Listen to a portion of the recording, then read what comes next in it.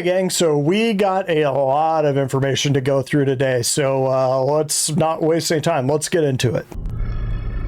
There's no time for that. Let's just get going. So what I do here, never seen this before, is I go through the roadmap roundup, then I come over to the release view, look at that, and then what I used to do was look at the deliverables view on the progress tracker, but they haven't touched this thing for half a year, and honestly at this point I'm not sure they're going to, but either way they have dropped a lot of information on us. So let's get into the roadmap roundup and start discussing it.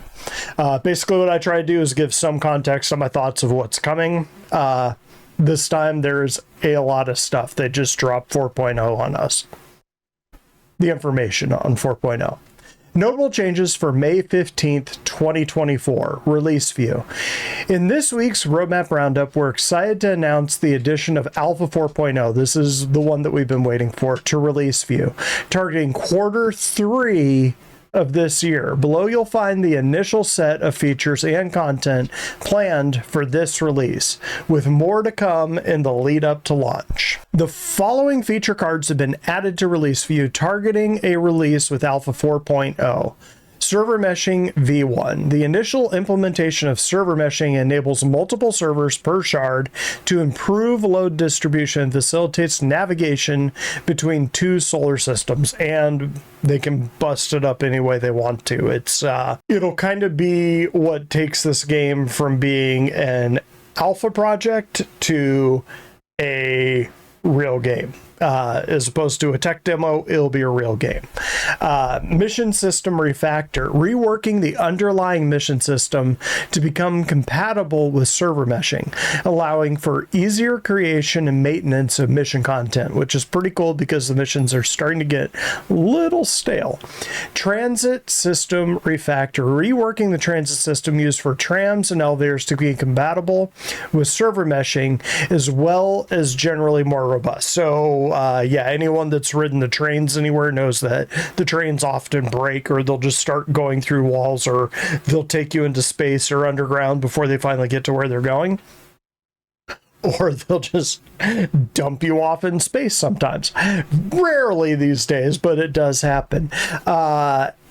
This will also mean the other thing that they want to do with server meshing is eventually, let's say that there's 100 players in Stanton and you've got 50 on Crusader and 50 on Hurston. It'll spin up a server for Crusader and spin up a server for Hurston, and it won't need to have those two see each other unless all those players converge, and then it'll kind of spin up one for that. But let's say all of those players from Crusader went to Hurston, and one group was at Lorville and one was at, let's say, one of the little settlements. It would spin up servers for those. Now let's say that everybody was in Tammany and Sons in Lorville, and the other 50 were wherever in Lorville, like the spaceport. Now it could spin up two servers for those things, and let's say another 100 players came in and went to Crusader. Now it could have a server over there, so it can spin them up and spin them down. Like if the players left Tammany and Sons, it would spin that one down and just sort of move to where they're moving, so that the server isn't overloaded with 400 players on a single server. It would be, you're in this little tiny space which is being held by a server, and this group over here is in their server. You can see each other, you can interact, but you're actually on two different servers. It's very cool. They had a whole thing on it during SICON last year. Strongly recommend you go watch that one. It is amazing to watch. But anyway, server meshing, transit system. You will be transiting potentially in between servers while you're going on a train, and that needs to happen seamlessly. So the system we'd had since Lorville dropped in 2017, I think, so 7 years, due for a rework. Pyro 1. Pyro 1 is the first planet from the sun in the Pyro system. Its thick, high-pressure atmosphere hides a strange landscape beset by powerful winds and lightning strikes. Under the clouds, there's an ecosystem of plants and animals that endure its extremely high temperatures, even during powerful stellar flares. I think that is where the Pyro crab lives, is on Pyro 1. Don't quote me on that. Pyro 2, Monox. Pyro 2 is the second planet from the sun in the Pyro system, nicknamed Monox for the deadly carbon monoxide in its atmosphere. It has a temperate climate as well as a very viable candidate for terraforming. Oh, and was seen as a viable candidate for terraforming after its discovery. However, its proximity to the system's volatile sun made it dangerous for human habitation, and the United Nations of Earth, the UNE, refused to clear it for terraformation, instead allowing corporations to harvest its natural resources. Undeterred by the potential risk, outlaws eventually took up residence on the planet when the last corporations pulled out Pyro in the 26th century. Pyro 3, Bloom. Bloom, Pyro 3, is the third planet from the sun, the Pyro system. Cold but naturally habitable, it became the epicenter of mining endeavors in Pyro. Pyrotechnic Amalgamated and other corporations constructed multiple staging sites, employees' barracks, and processing centers that were used until the cost of their maintenance could no longer be offset by mining profits. Abandoned when the last active corporations in Pyro ceased operations there in the late 26th century. They were claimed by squatters, outlaws, and former miners who lacked the means to return to the United Empire of Earth. So this tells me that they're going to have derelict production centers, like the really big ones that we've got like just the outside for right now, or the above ground part for. They're going to have those in Pyro but broken down, so kind of like how the stations in Pyro are kind of like Grim Hex. If someone took a dump on Grim Hex, smeared it into the walls, and then let it rot for a few decades, that's kind of what I'm assuming they're going to do with this. That's going to be Mad Max territory. So Bloom, Mad Max. Pyro 4. Pyro 4 is the outermost moon of Pyro 5. I wonder if they mean Pyro 1B? Outermost moon of Pyro 5. Let's read the description and find out. And astronomers theorized that it was once the fourth planet, there we go, from the sun, the Pyro system. At some point before humans discovered Pyro, a massive celestial body collided with Pyro 4, catastrophically warping its landscape, destroying its atmosphere, and knocking it into the orbit of a nearby gas giant, Pyro 5. Although the tectonic activity that resulted from this impact has quieted and a new atmosphere is formed, Pyro 4 is far from stable. It is on a long, slow collision course with Pyro 5 and will one day either crash into it or break up into a ring. So if this game goes on for 1,000,000 years, we might see that. Pyro 5. Pyro 5 is the fourth planet from the sun in the Pyro system. It was given the classification of Pyro 5. When researchers came across strong evidence that its outermost moon once maintained a stable orbit around the system's star between Pyro 3 and Pyro 5. When it was struck by an unknown celestial body, it was knocked into Pyro 5's gravitational sphere of influence. Residents of and travelers through the Pyro system are known to harvest hydrogen from Pyro 5's green and yellow atmosphere, which, granted, this is just fluff, but one day they could have gas miners to kind of go into a different branch and a different loop of mining, is actually mining gas, scooping gas. Pyro 5 could be part of that eventually, probably not in 4.0. Pyro 6, Terminus. Terminus, Pyro 6, is the outermost world of the Pyro system. Its nitrogen oxygen atmosphere, okay, I thought they were going to say nitrogen rich. Nitrogen oxygen atmosphere is technically breathable, but contains high enough amounts of methane and carbon dioxide that it has a negative effect on one's health after extended exposure. Pyrotechnic Amalgamated placed their main hub of operations in orbit around Terminus, later abandoning the station when they left the system. I think I wonder if that's Checkmate or Ruin Station. They will probably have it down here and talk about that. I mean, I would assume Ruin, because that's kind of their staple for Pyro that they've been using. All of their pictures of Pyro when they show Space Station is Ruin Station, but I guess we'll find out. We'll keep reading. Ignis. Ignis is the innermost moon of the gas giant Pyro 5 Pyro system. The multiple canyons and dry riverbeds on its surface suggest that liquid water once flowed there in the distant past. Its frigid average temperature and deadly atmosphere of sulfur dioxide creates an unfriendly environment for those who lack proper protective equipment. I would say so. Nevertheless, the moon sometimes sees visitors seeking to resupply their air reserves thanks to the small amount of oxygen in the atmosphere. Vatra. Vatra is the second moon from the gas giant Pyro 5 Pyro system. Its thick, high-pressure atmosphere of nitrogen and methane supports an ecosystem of plants that subsist on hydrocarbons instead of carbon dioxide. Some water is present on Vatra in the form of ice, but it's too cold on the surface for it to exist in a liquid state, which is another thing that I was always surprised that we didn't have mining operations for, was water. Like, liquid ice would be, or not liquid ice would be all over the place in the asteroid belts of any of these systems, and it would seem like water would be in high demand where you have people. Anyway, Adir. Adir is the third moon from the gas giant Pyro 5 Pyro system. Jagged mountains and rocky hills dominate this crater-ridden landscape.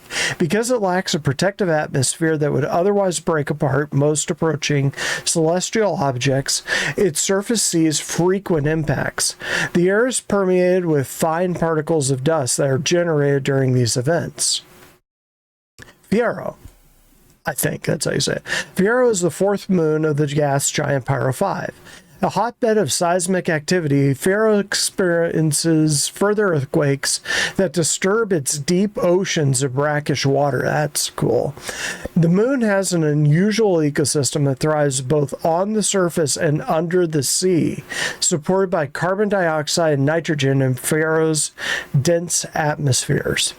Fuego. That one I know how to say.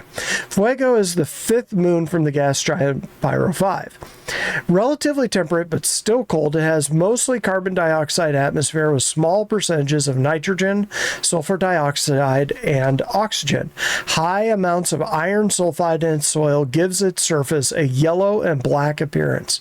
Infamous smuggler groups, headhunters, we've seen them, often utilize Fuego as a stash point for goods during their nascent years in the early 2600s, so it might be a good place to loot. Vor. Vor is the sixth moon. No idea if I'm saying these right. Fuego I do, but the sixth moon, gas giant Pyro 5. Thanks to an increased greenhouse effect and its dense carbon dioxide atmosphere, it's unusually warm for a moon so distant from its sun. Its carbon-rich soil supports forms of vegetation that utilize crystalline carbon in their base structures. Before the system was overtaken by outlaws in the early 27th century, these plants were a popular subject for research among botanists. Might be a future loop for this, or a future touch point for the science loop. Again, one day in the far distant future. Pyro space stations, adding rundown rest stop stations to the Pyro system, which provide basic services such as repair, sustenance, and commerce. And rundown is not kidding around. Those places look nasty. You feel like you're going to get syphilis just breathing the air. Anyway, outposts, colonialism, a small home for AI to live and shelter. They consist of a central hub and a few optional internal and external modules. They provide the basic necessities to support a small group of people for an indefinite amount of time.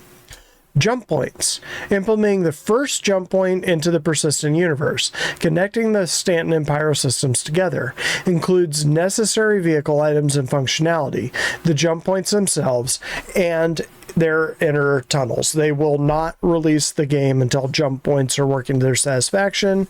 When we saw them on Evo, they seemed to work pretty well. They didn't have all of the special effects in, so you basically like running down a rectum in a colonoscopy, but maybe these are the colons of the verse. Solar burst. Rectums of the verse. I guess it wouldn't be the colon of the verse. That would be weird. Solar bursts. Solar bursts are dangerous natural disasters that happen regularly around older stars like Pyro. In these instances, the sun erupts with a high energy particle wave generated from its surface, traveling at 15% the speed of light through the entire system.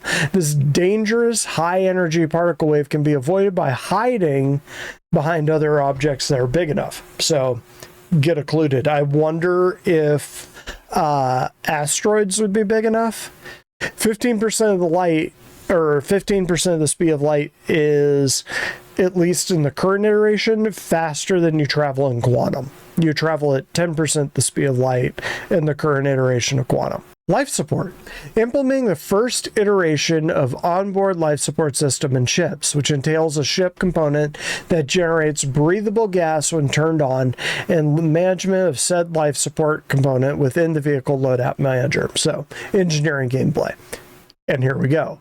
Engineering allows players to manage, maintain, and repair various ship systems.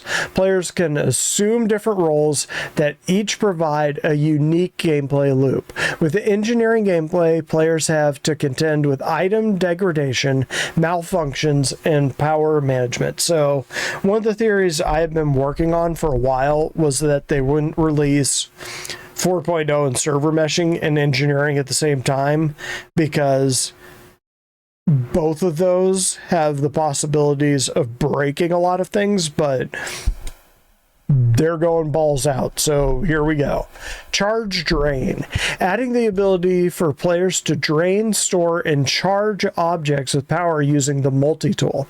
Includes the ability to overcharge objects and also remove distortion damage. That'll be big. So your little multi-tool, you'll need to carry around batteries for it. So there may be a chance where you're tooling around and you're covered in ammunition and you actually have to replace that with batteries, or you might be covered in batteries and you need the ammunition. You're kind of like, crap, got to load it from the backpack, which is in this latest patch. Fire hazard. Implementing the fire hazard system, which tracks fire and temperature on static and dynamic objects. For the initial release, fire will be set up on a select few vehicles. So avoid those vehicles. Fire extinguisher. All tasks, I'm assuming the reclaimer is going to be one of them, since that's the one that they've been showing in all of the examples on fire hazards. Which would be interesting that the Reclaimer would get it before the Reclaimer got its gold standard pass, but here we are. Fire extinguisher. All tasks required to implement functioning fire extinguishers in-game. This feature will work alongside the fire hazard system, which if you've got life support, you can just cut off the oxygen and the fire will go out. But apparently, something that they're doing that's semi-realistic is it would retain its heat.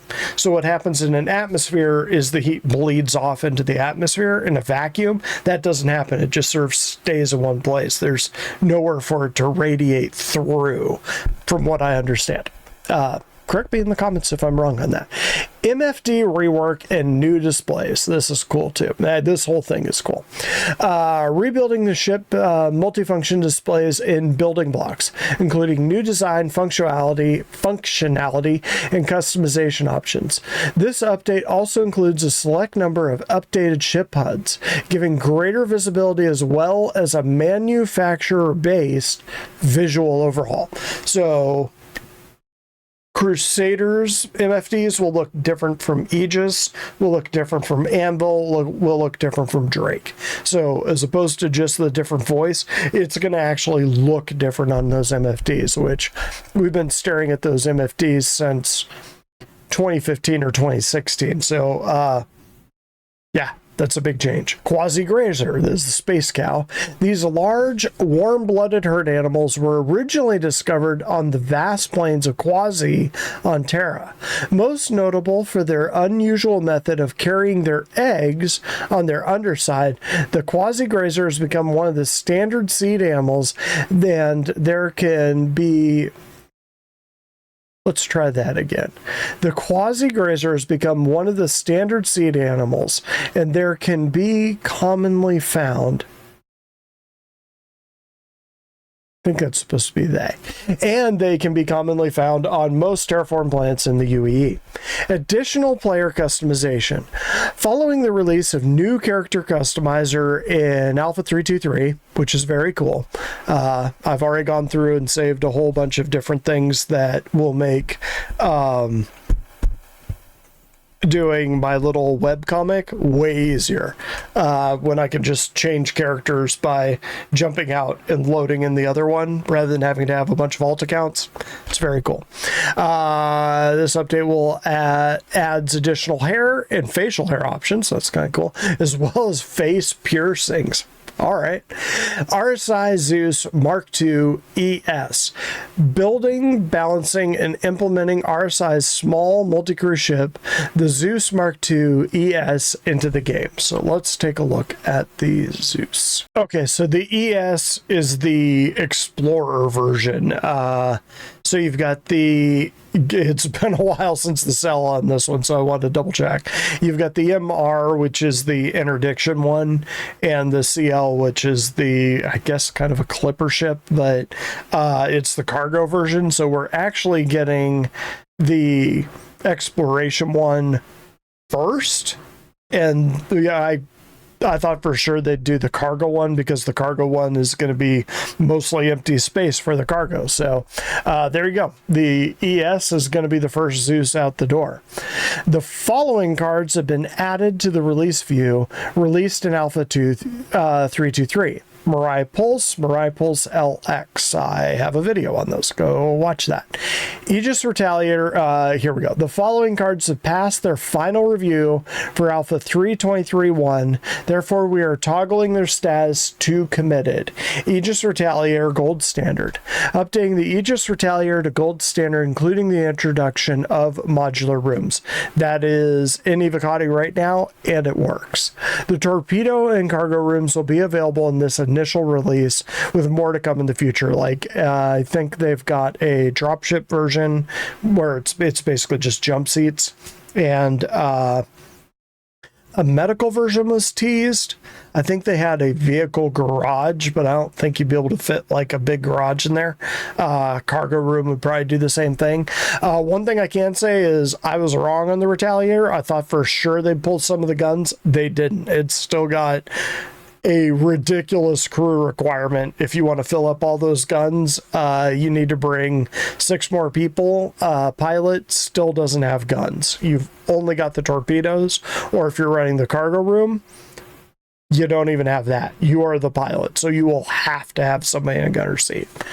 Vehicle modularity.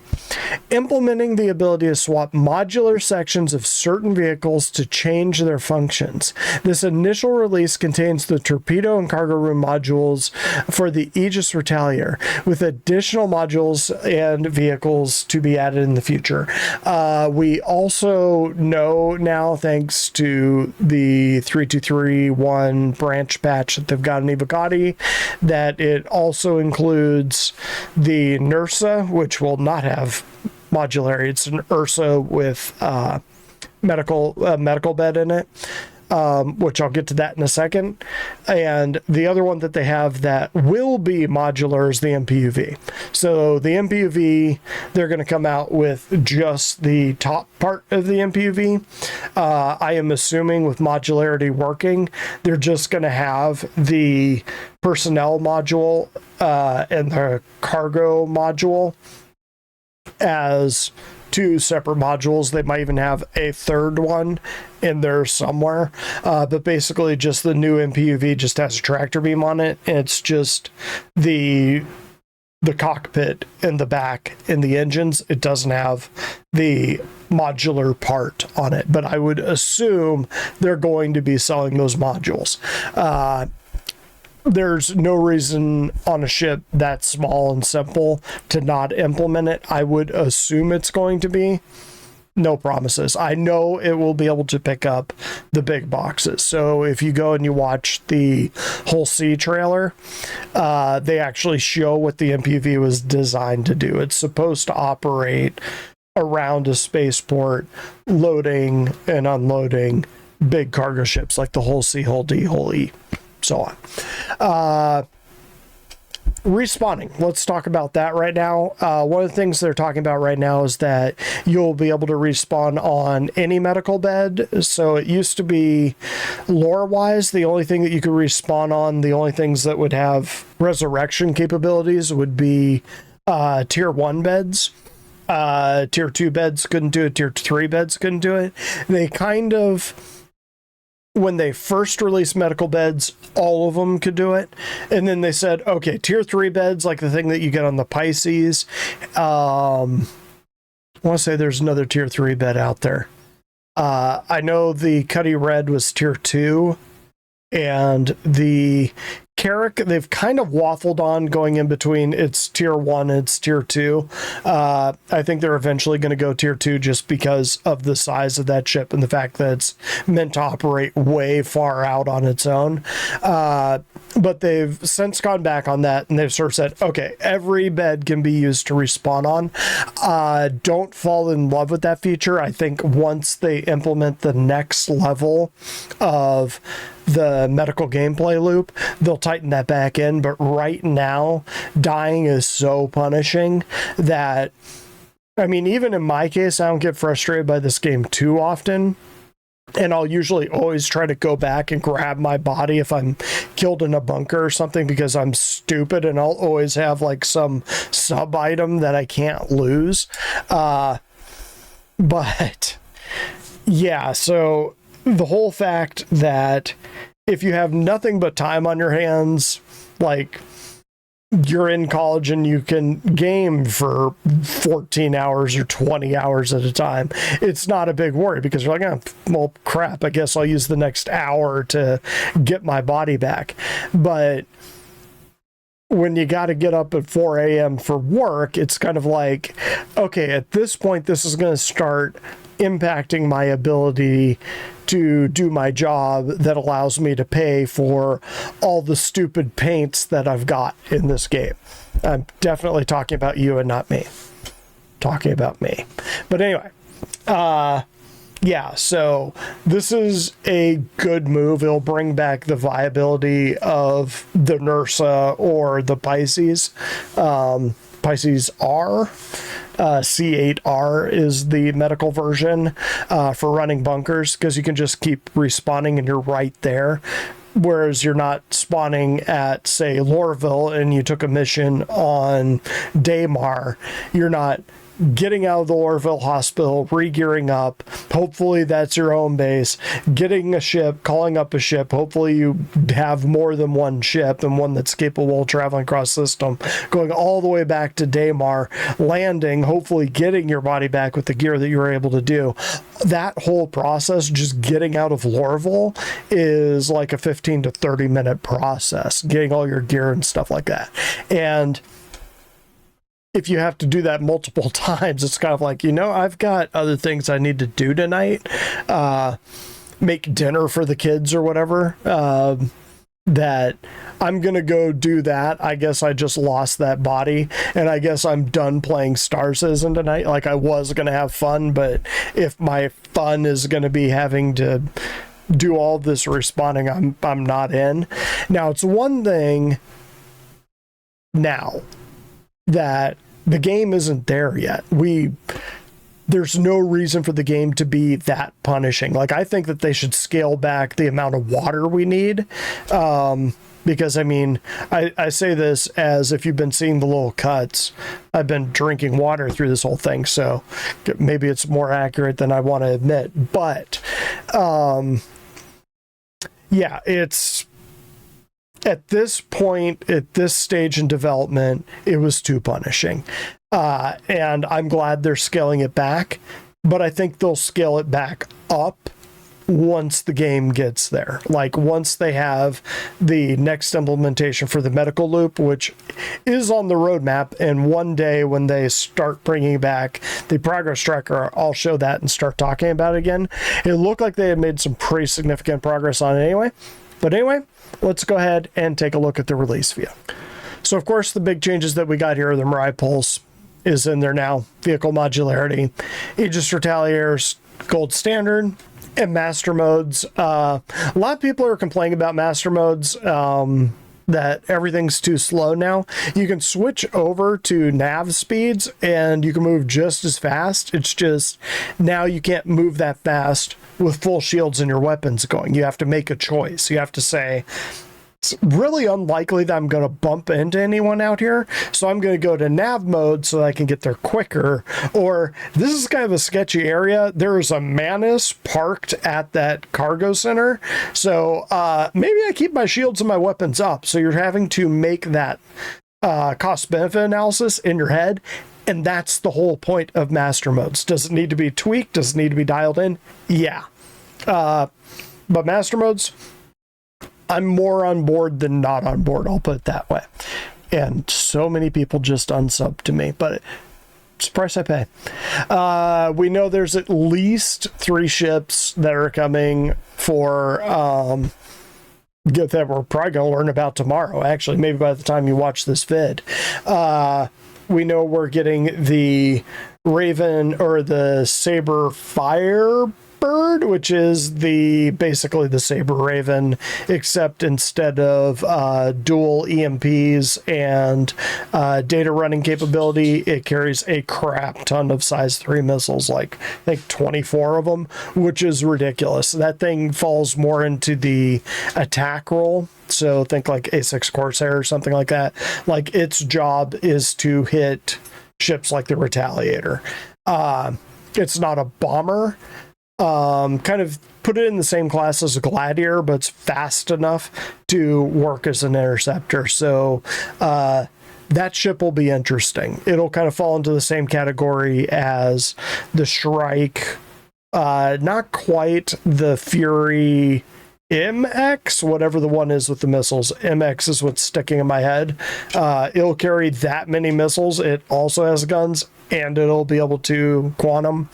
So we know that one's on there. We know the Nurse is on there. We know the MPUV-T is on there. Yeah, all of those are in there. That is very cool. I would not be shocked if there's a 4th in there that we don't know about. But that's about right for Invictus. 3 ships. There are 3 concepts. They'll certainly have the Retaliator and its modules for sale, I would assume. Mirai Pulse. Maybe we get a 3rd Mirai Pulse. I am mildly confident there's a 4th ship out there. Don't quote me on that. Let's go ahead and look at 4.0 because this one's huge. Additional player customization.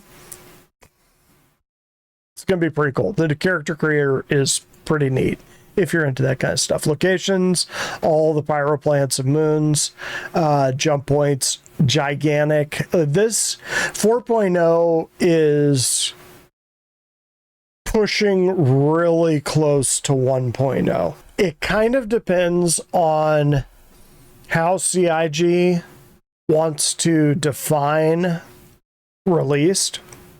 Like, are they going to say server meshing and jump points is released. Like, we still have game loops to put in. We still got to do science. Salvage isn't done yet. Medical isn't done yet.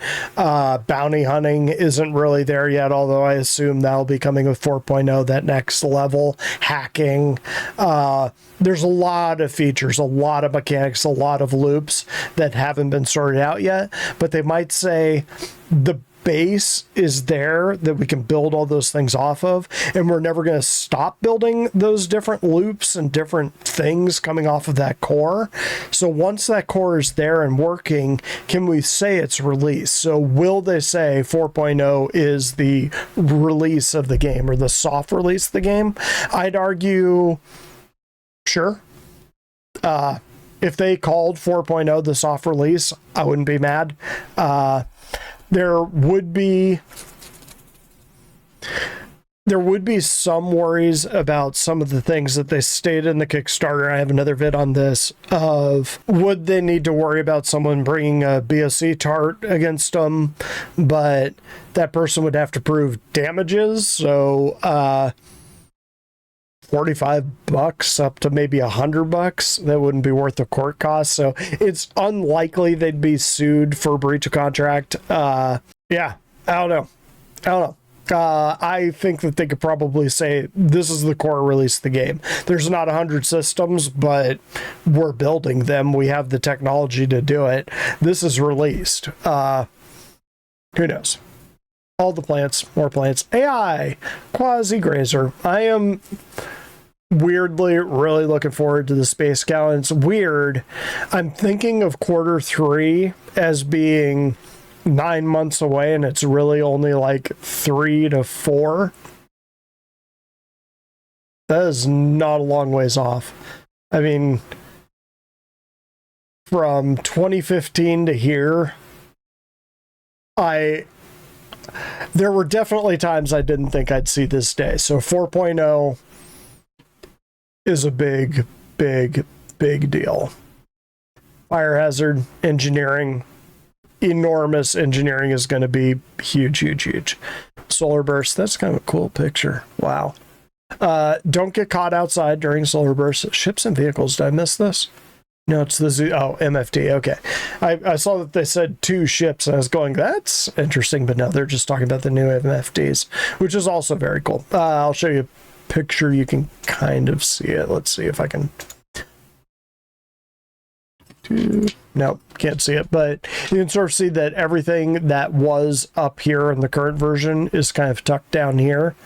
It's just much cleaner, much more professional looking, for lack of a better word. Multi-tool updates, charge drain, fire extinguisher.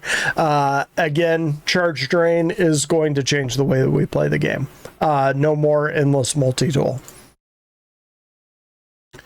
Transit system refactor, mission system refactor, server meshing v1. And gang, thanks for sticking this one out. If you made it this far, thank you for watching. I'd say like and subscribe, but if you watched this much of me babbling, you're probably already subscribed. Thank you for that. And yeah, look forward to tomorrow, and we'll hear about the new Raven. As somebody who owns the Raven, I've heard some people just getting really pissy about it. Like, I would blow up all the other Ravens that I see, all the Firebirds that I see. I'm kind of like, I'm glad they're making the ship available to other people and not making it the same ship. They're making something else that is the same model but does something different. That's really cool. I am totally on board with that. You go, girl.